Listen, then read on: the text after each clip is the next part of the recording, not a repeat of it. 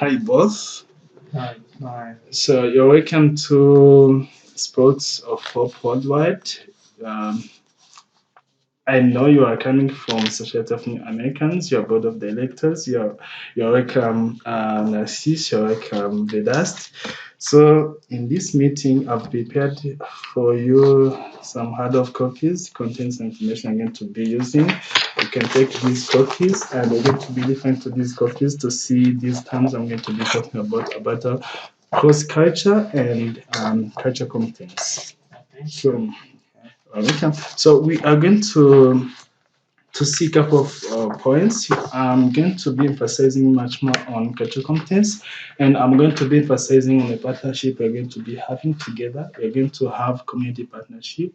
You help these resettlements, like these people from other countries to the United States, and as an organization which has been experienced to work with international cross culture, we are happy to be partnering with you to help these people, to help some of their students, and we are really intrigued to lend our help to your organization. So I'm going to first talk about culture, and I'm going to move on to culture contents, and I'm also going to talk about a situation in which culture can play quite a lot in relationships of people.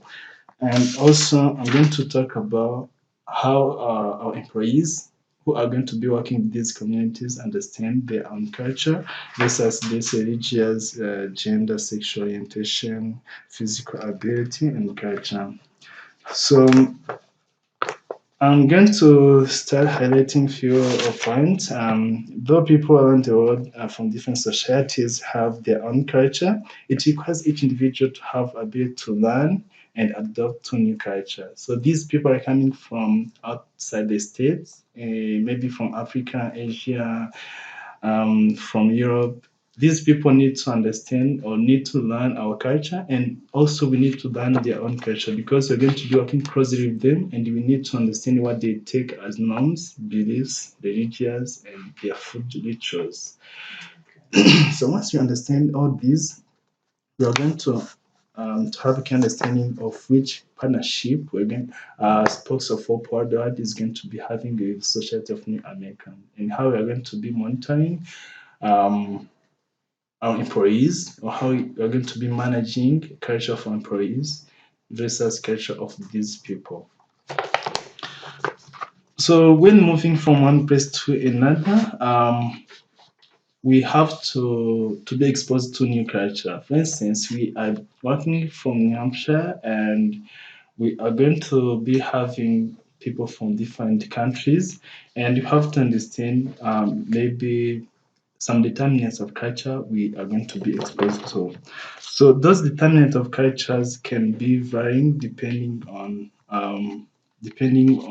culture of different societies. For instance, according to American Speech Language Hearing Association, culture can be influenced by age, beliefs, ethnicity, experience, gender identity, linguistic background, national origin, race, religious, sexual orientation, and socioeconomic status. All of these determinants they show us maybe how different societies have different culture. So we need to understand all these determinants so it can be maybe guarantee successful partnership of SNA with SOPW. So we need to understand why these cultures. So when we move on to culture contents, with like this association called American Speech Language Hearing Association defined cultural competence is the ability of someone to adapt or familiarize himself in a new environment through those determinants I said before. So I would like to highlight another point about cross culture. When we say cross culture, also we take into consideration how people from different societies maybe celebrate, which also influence the relationship between the member of the society. So maybe how they influence can impact members of the society. For instance, if people of the society are going to have exhibition, maybe that exhibition is going to be emphasizing much more on traditional handcrafts, for instance, Oduseke from Rwanda and other traditional handcrafts. So also we have to know what we have in common with these people. For instance, even though they are coming from different countries with different cultures, we have something we have in common. For instance, if you are going to meet with people who are coming from Ghana, they speak English. So we have to know also language play an important role in culture relativity. So if we are speaking the same language, it is going to be easier for us to interact with these people. So we have to know how these people maybe act in accordance with their language, how they use determinants of language, for instance, how they use body language, eyes, contacts. Those are determinants of language also. So as you know, your organization, Society of New Americans, help these people from different countries to be settled in the States. This is being said that moving from one culture to another happens involuntarily. So we do not choose to live in a society forever. There might be a disaster which can cause us to move from one place to another. Maybe that is what is happening to these people. Maybe there's a disaster in their respective countries. So we have to know why people move from one place to another. It happens involuntarily. We do not choose that.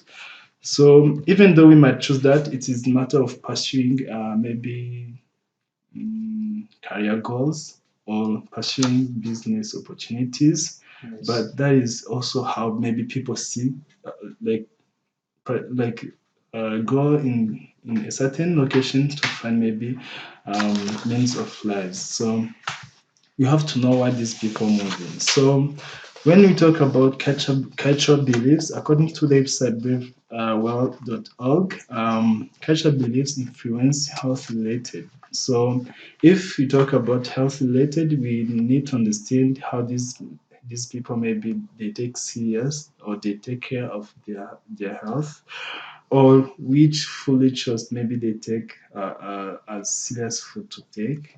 If they choose to take meal maybe once a day or two or twice a day, that is how maybe the way they take food can impact their health.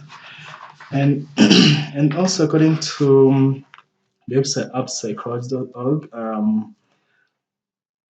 the way we the way we consider culture, it influences how we control our emotions.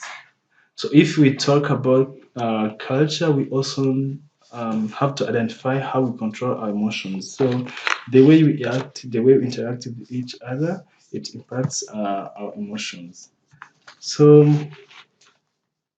when we, as people, are going to work with this community, and as an organization which is seeking partnership with another organization, we need to understand some questions we might ask ourselves, not to understand culture of other people. So some of those questions might be formulated in either way. We can say, what are the beliefs of these people?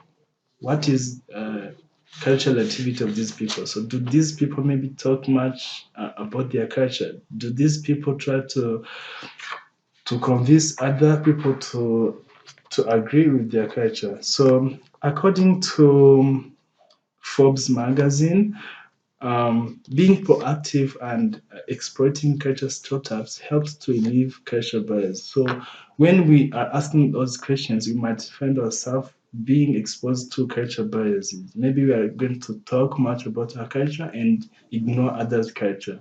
So when we are going to be interacting with these people, more especially I'm talking about the employees of Spokes of Hope Worldwide, which are going to be working with the community you are supporting, they have to be much more proactive.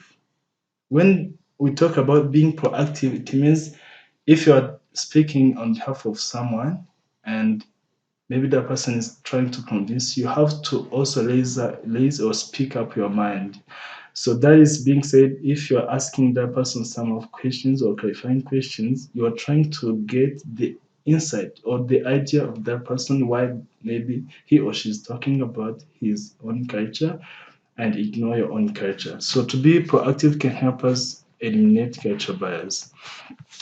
So in conclusion, I cannot end this meeting without talking about how our employees understand their culture and how they take or how they compare their culture versus race, religious, gender, sexual orientation, physical ability, and also their culture with other cultures. So we tried to review cultural contents with our employees and understood why others' culture matters and why maybe people might talk about race in different ways. For instance, in the United States, we have some denomination about culture, we might say Black Americans, to refer to uh, Black Americans, people who are originated from Africa, but who are citizens of the States. So we do not have to segregate these people. Simply, we used to say Black Americans to talk about these people who are originated from Africa. So our employees understand why this is not good when talking about culture, and also religious plays much important role in culture. So when we talk about religious, we can even find people who are fighting for their religion. So we have to understand how culture of these people, maybe you can compare it to religious, and also how they consider gender. For instance, people who are coming from Rwanda, we know it's a country which is emphasizing much more on gender equity. So if we find other people from another country who are coming in the States, in which their country do not pay much attention on gender equity, we cannot blame these people. Instead, we can talk about how their culture maybe can influence others' culture, and also take into consideration gender equity, and also how they consider sexual orientation. For instance, in the States, homosexuality, they have their own right to lives to live, but you can find people from another country. For instance, if you're going to have in your community, if you have people from Uganda, they do not accept homosexuality. So we have to know sexual orientation, how it plays important role in culture. So our employees understand how maybe their culture can be compared to sexual orientation, and also how it can be compared to physical ability. To say, like when you say physical ability, I understand that you physical ability as physical appearance of someone to perform a certain job. So we do not consider this physical ability as a matter of fact to perform a certain job. Instead, we agree that all people can perform certain job without considering their physical appearance. So reaching to the end of this meeting, I'd like you to let me know if you have some questions so that I can address them before we move on to our community partnership. Any question about cross culture and culture contents? Probably. Great. I'm glad my points were addressed well. I'd like to talk about cross culture skills and why it is matter. So, when you talk about cross-culture skills, are those skills you can master, like to be able to adapt to new culture if you move from one state to another, the way you can easily adapt to new culture of another state, and how you can maybe collaborate with people from that state. So our employees understand cross-culture skills. They have it as we have several years of experience with working on international cross culture, and we hope we're going to be successful in our community partnership. Thank you very much for your kind attention. Thank you.